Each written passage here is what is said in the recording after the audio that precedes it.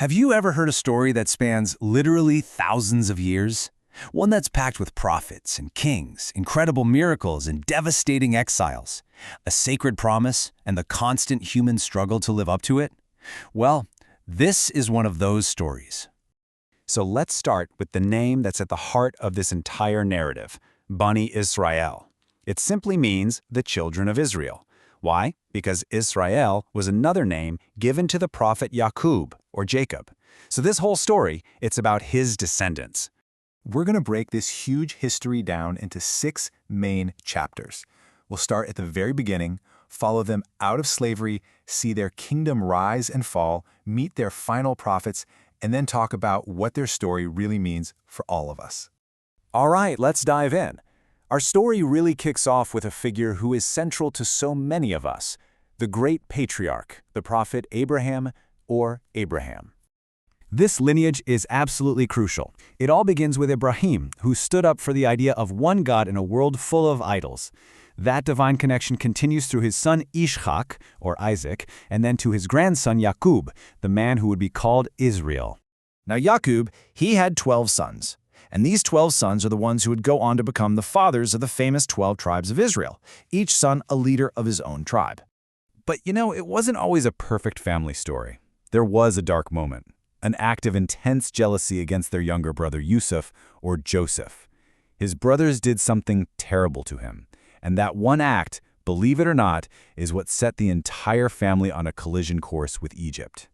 And wow, this slide just perfectly captures their insane change in fortune.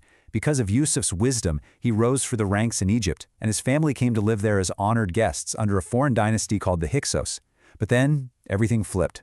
When native Egyptian pharaohs took back control, the children of Israel went from honored guests to slaves. They were persecuted, and their baby boys were systematically killed.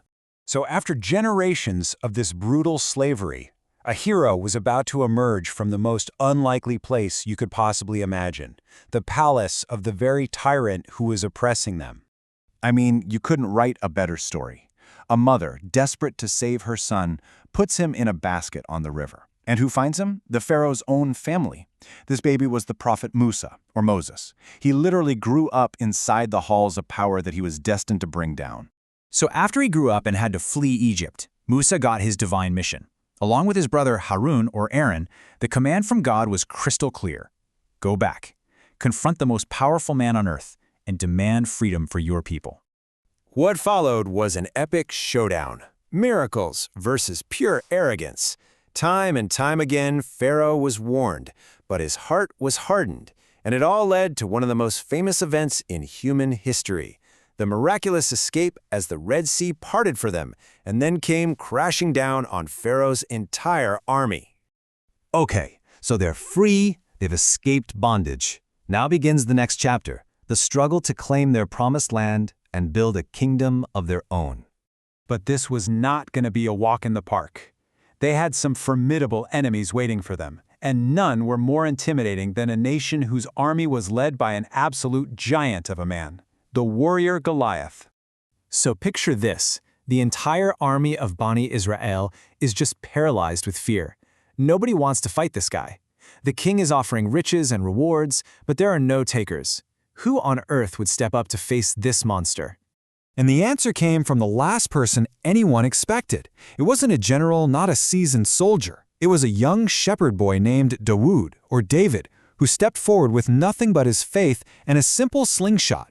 Dawood's unbelievable victory made him a legend. He eventually became king, and his reign kicked off a true golden age. This era of power and piety continued with his son, Suleiman, or Solomon, who was given incredible wisdom and abilities, and who built the magnificent First Temple in Jerusalem as a focal point for their faith. But, as is so often the case in history, this golden age of unity, it just wasn't meant to last. After Suleiman died, arguments and idolatry began to creep in, fracturing the nation and making them an easy target for the powerful empires rising up around them. And this timeline here, it really shows a painful cycle of being conquered and getting a brief taste of freedom only to be conquered again. The kingdom splits in two. The north is taken by the Assyrians. Then the Babylonians come and destroy the temple itself and drag the people into exile. They're eventually freed by the Persians, but it doesn't last. By 63 BCE, the Roman Empire has taken over. And it's during this period, under Roman rule, that the final prophets were sent, and they had a very specific mission: to call the children of Israel back to the path of God. The arrival of the prophet Isa, or Jesus, became this massive turning point. It led to three very different understandings of who he was. You have the Jewish view, that he was a man but not the Messiah. You have the Christian belief, that he is the Son of God who was crucified for humanity's sins.